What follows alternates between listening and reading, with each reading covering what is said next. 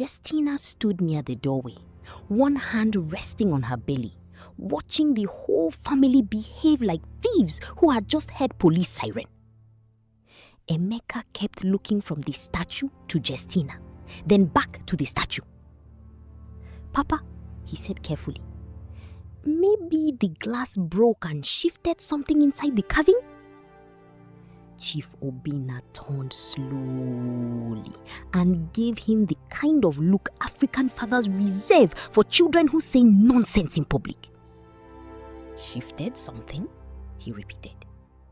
"Emeka, is there engine inside wood?" Even in fear, Justina almost laughed. Lady Augusta did not find anything funny. "This is not ordinary. I told you people. I told you that girl has brought something into this house."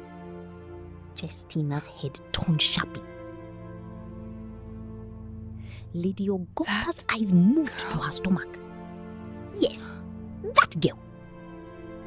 The baby inside Justina gave one slow kick.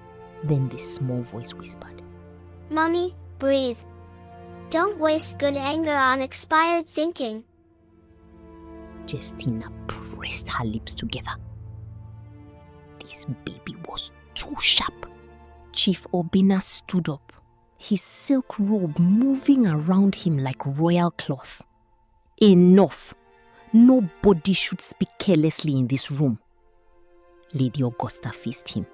"Carelessly? Obinna, are you blind? Since the doctor said the child is female, strange things have started happening. The statue opened its eyes. The lights are misbehaving. The house is no longer peaceful. The house stopped being peaceful because your conscience woke up," Justina said before she could stop herself. Silence fell. Emeka whispered, "Justina." But Justina was tired. Tired of whispering. Tired of being treated like a container carrying family disaster. Tired of watching rich people hide wickedness behind tradition. Lady Augusta slowly stood, her wrapper tied tightly across her chest. "What did you say?" Justina looked straight at her. "I said maybe the problem is not my baby. Maybe the problem is what this family has been hiding." Chief Obinna's face hardened. For a second, Justina saw something dangerous behind his eyes. Not fear now. Warning. "Go to your room," he said. Justina did not move. Chief Obinna's voice dropped lower. "I said, go to your room," the unborn baby whispered. "Go, Mommy. Let them boil inside their own pot." Justina turned away without another word. As she walked out, she heard Lady Augusta start again. "Obinna, you see how she is talking? This is how it begins. First disrespect, then disgrace, then poverty will come and sit in our living room with crossed legs." Chief Obinna snapped, "Augusta, keep quiet." Justina reached the staircase before she allowed herself to breathe. Behind her, the study door shut. But this time, she was not the same woman who had stood outside crying earlier. Something had changed. The pain was still there, yes, but beneath it was a tiny flame, a strange courage. Maybe it was the voice inside her womb. Maybe it was the open eyes of that statue. Or maybe it was what happens to a woman when the people who should protect her become the people she must survive. By morning, the mansion wore silence like mourning cloth. The household staff moved carefully, speaking only with their eyes. The cook served breakfast but forgot salt in the stew. The driver polished the same car twice. Even the gateman, Mr. Titus, refused to gossip loudly with the gardener. That alone was a miracle because Mr. Titus could gossip with a wall if nobody was available.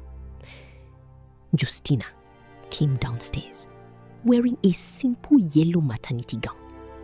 Her eyes were slightly swollen from crying, but her back was straight. She entered the dining room and found Emeka already seated at the long glass table. Chief Obinna sat at the head. Lady Augusta sat opposite Emeka, holding her teacup like it had personally offended her. Nobody greeted her.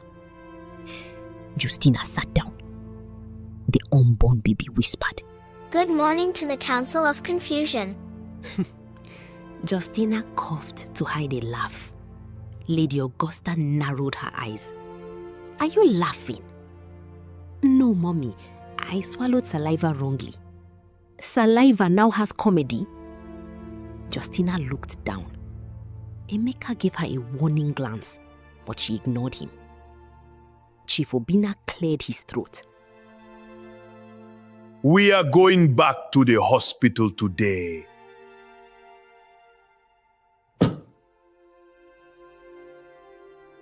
Justina raised her head. Why? To confirm the scan. Lady Augusta added quickly. The first doctor may have made mistake. Justina stared at her. So, if another doctor says the baby is a boy, she will become a blessing again? No one answered. And if the doctor confirms she is a girl? Lady Augusta placed her cup down. Then we will discuss as a family. As a family, Justina repeated softly. Interesting, because last night the family discussed without me. Emeka shifted uncomfortably. Chief Obinna's jaw tightened. Justina, this matter is bigger than your emotions. The baby kicked. Justina touched her belly and smiled without joy. My emotions? Chief, a whole child is growing inside me and you are discussing her like failed business shares. But my emotions are the problem? Lady Augusta slapped the table. Don't raise your voice in my husband's house. Justina turned to her. I am not raising my voice. If I raise my voice, the chandelier will know. The baby whispered. That one entered well. Justina almost smiled again. Emeka leaned forward. Please, everyone calm down. Justina faced him. You always say that when your parents are hurting me. His face fell. Good. Let truth visit him during breakfast.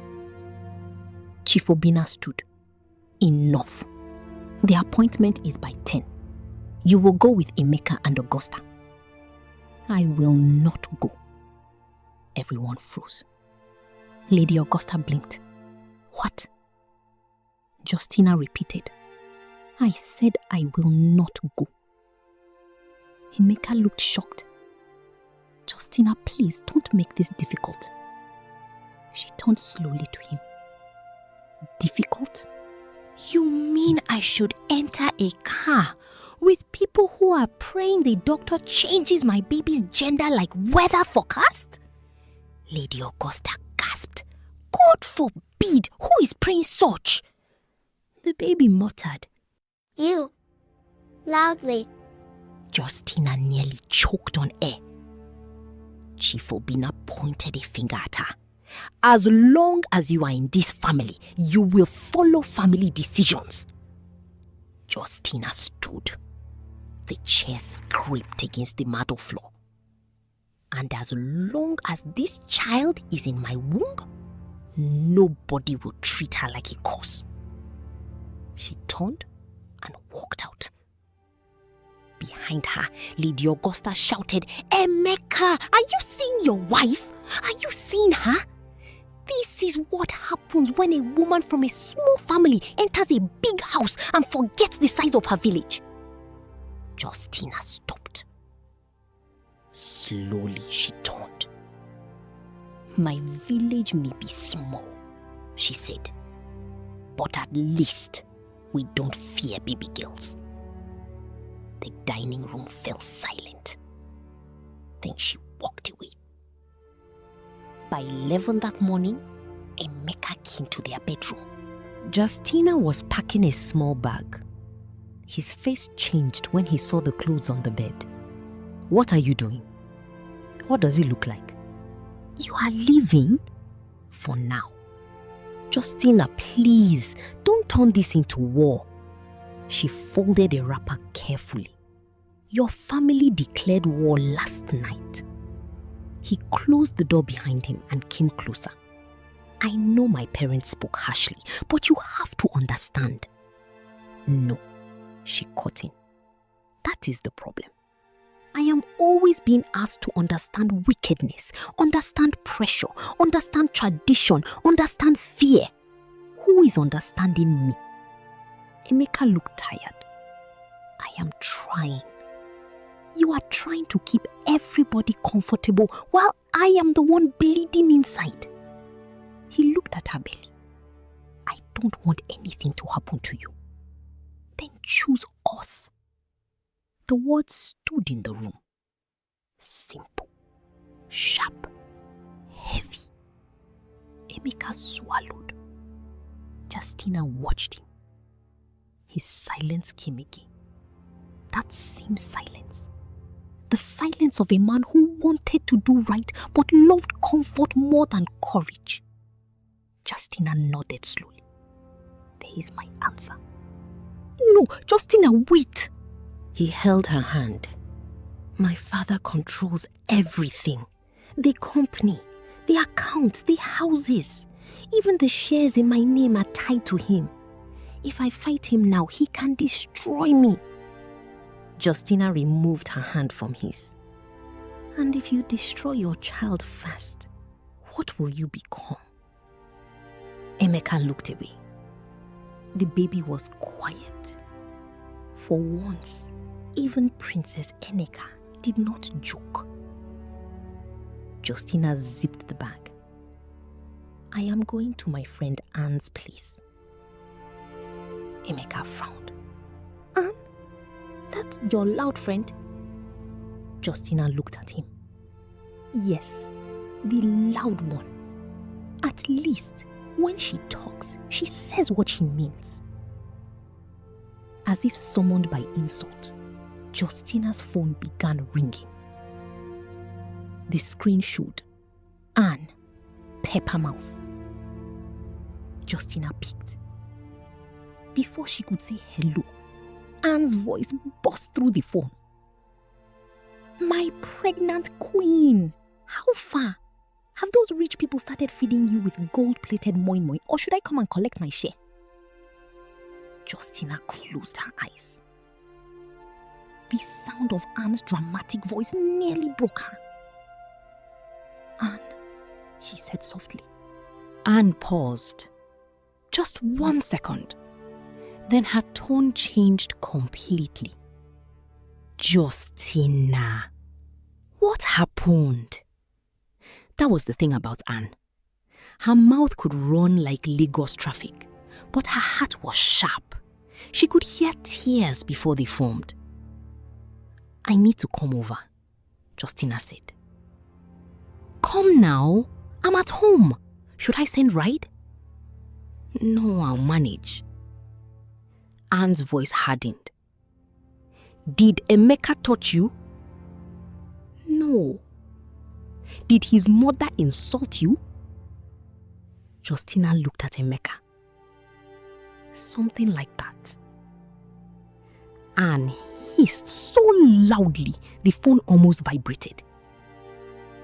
I knew it. That woman smells like someone who hides pepper inside ice cream. Come, let me wear bra first. War may start today.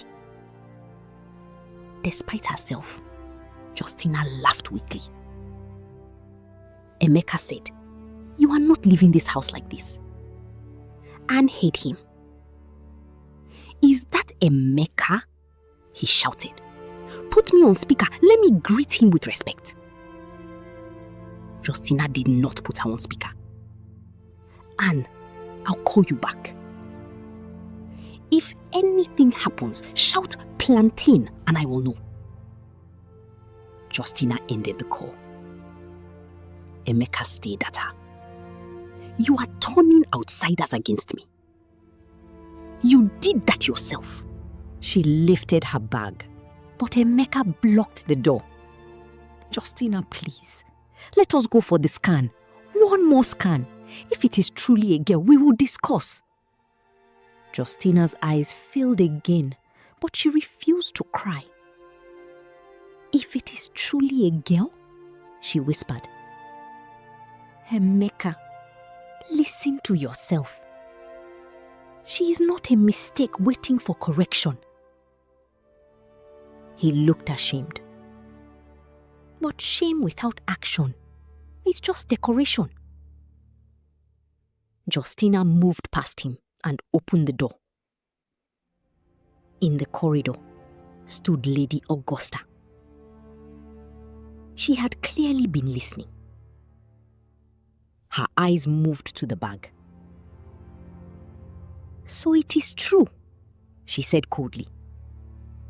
"You want to leave." Justina held the handle tighter. "Yes." Lady Augusta smiled, but it did not reach her eyes. "Good. It is better you live with your stubbornness before you use it to poison my son's destiny." Emeka said, "Mama, please." But Lady Augusta ignored him. She stepped closer to Justina. "Before you go, hear me clearly. If you walk out of this house carrying that pregnancy, do not think you will return and claim anything here. Not wife position, not family name, not inheritance, nothing." Justina felt the baby move. Then Princess Nneka whispered, calm as morning rain, Tell her we are not leaving with empty hands. Justina stiffened. "What?" "Say it." Justina looked at Lady Augusta. "We are not leaving with empty hands." Lady Augusta laughed. "And what are you leaving with? Maternity gowns and pride?" Justina's voice became softer, deeper, almost not her own. "I am leaving with the one thing this family has been trying to steal for 3 generations. Lady Augusta's smile disappeared. Emeka's face changed. Justina did not even fully understand what she had said, but the effect was immediate. From downstairs, a housemate screamed. Everybody rushed toward the balcony. Below, in the main living room, water was spreading across the white marble floor. Not from a burst pipe, not from the kitchen, not from the bathroom. The water was flowing from the framed portrait of Chief Obina's late father hanging on the wall. Thick drops ran down the old man's painted face like tears. The staff gathered at a distance, murmuring prayers. Mr. Titus the gateman stood near the entrance, holding a broom like a weapon.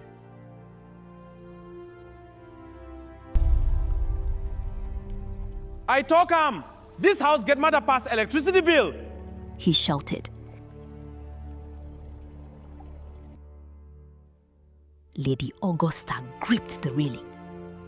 Chief Obina came running from his study, shouting, "What is going on here?" No one answered. The portrait continued to weep. Then the lights flickered. The statue in the study, though far away, seemed to cast a shadow across the hallway. And from inside Justina's womb, Princess Ineka whispered, "The house remembers." Justina's hand tightened around her back. Chief Obina looked up at her from the living room below. For the first time since she entered the Okorie family, his eyes did not hold arrogance. They held fear. The kind of fear that recognizes an old debt. Lady Augusta whispered, "Obina, it has started." Justina looked down at the water spreading across the marble. Then she looked at her husband. "Tell me the truth," she said. Emeka's lips parted, but no words came out. Chief Obina shouted from below, Nobody is leaving this house.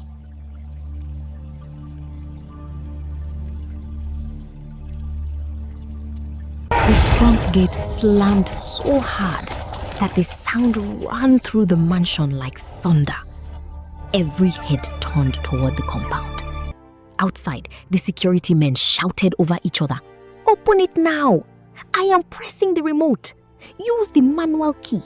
"Which manual key? You think this gate is your village bicycle?" From the balcony, Justina watched two grown men struggle with the huge black gate as if it had suddenly developed a stubborn spirit. The remote control blinked in the chief security man's hand. The keypad light came on.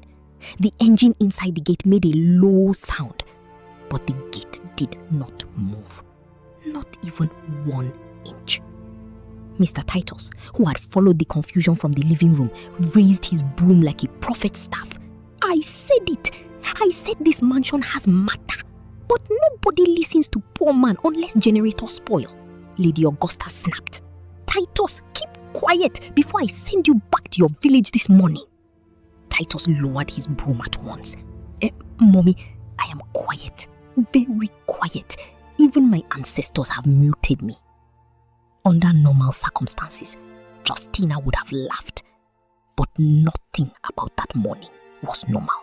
Water was still dripping from the portrait of Chief Obina's late father. The old man's painted eyes looked darker, almost wet with accusation. The white marble floor had become slippery, and the housemaids stood clustered near the kitchen entrance, whispering prayers under their breath. Chief Obina stood in the middle of the living room, looking from the portrait to Justina. "Nobody is leaving this house," he repeated. But this time, his voice was not as strong. Justina tightened her grip on the small travel bag.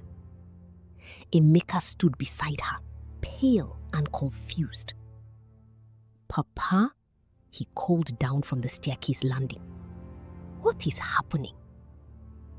Chief Obina did not answer. The unborn baby shifted inside Justina's womb. Then Princess Neka whispered, Ask him why his father is crying. Justina swallowed. She was tired of repeating words she did not understand. Every time she obeyed the baby, the whole house shook, as if the walls had ears and a guilty conscience. But something in her wanted the truth. No, she needed the truth. So she raised her voice and asked, Chief, why is your father crying? The words froze the room. Lady Augusta turned sharply. What kind of disrespect is that? Justina did not look at her. Her eyes stayed on Chief Obina. The great man stared back at her, and in that moment she saw what wealth had been hiding for years. Fear, old shame, and a secret too heavy for one family to carry. Chief Obina's lips parted. Before he could speak, Lady Augusta rushed down the stairs. her wrapper sweeping behind her. Obina, don't answer her. Can't you see what she is doing? She wants to turn this family upside down. She wants to use pregnancy drama to control us. Justina laughed bitterly. Pregnancy drama? Mommy, water is coming out of a portrait. The gate has locked itself. A statue opened its eyes last night. But yes, blame my hormones. One of the maids muttered. This madam get mouth today. Lady Augusta had her. Who said that? Everybody looked away at once. Princess Neka whispered. It was the one with the blue hairnet. Justina almost choked. Don't report people from inside my womb. She whispered. Emeka frowned. What did you say?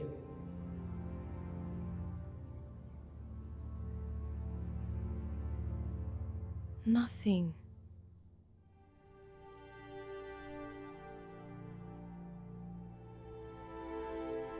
Lady Augusta pointed at Justina. You see? She's talking to herself. I told you people, something is wrong. Anne's voice suddenly rang through Justina's phone again. The phone had been in her hand, still clutched tightly since the interrupted call. In the chaos, she had forgotten it was still there. The screen flashed. Anne Peppermouth. Justina hesitated. Then she answered. Anne did not greet. Justina, I heard wind in the background. Are you safe or should I wear my fighting slippers? Justina took a shaky breath. Anne, the gate has locked itself. There was silence. Then Anne said, Which gate? The mansion gate? Yes. And you are inside? Yes. Is it NEPA issue? No. Is it remote issue? No. Is it rich people village curse issue? Justina closed her eyes. Anne. I'm coming. No, wait. But Anne had already ended the call. Justina looked at the phone. That woman would come. Gate or no gate, curse or no curse, Anne would arrive with drama, slippers, and spiritual confusion. Chief Obina suddenly shouted, Everybody leave this room. Nobody moved. He turned to the staff. Are you deaf? Leave! The maids scattered. The cook dragged Mr. Titus by the arm, but Titus resisted. Let me just see small, so when people ask me. The cook hissed. Titus, if spirit slaps you now, will you explain it in staff quarters? Titus followed immediately. Within seconds, only the family remained in the living room. Chief Obina, Lady Augusta, Emeka, and Justina. The dripping portrait slowed, but the water had already formed a shining pool on the floor. Chief Obina walked to a cabinet near the wall and brought out a small brass bell. Lady Augusta's face changed. Obina. He ignored her. He rang it once. The sound was small, but strange. Too clear. Too old. From somewhere deep inside the mansion, an answering sound came. A wooden block. Then another. Then footsteps. Slow, heavy, impossible. Justina's heart started beating faster. An old woman appeared from the hallway beside the private chapel.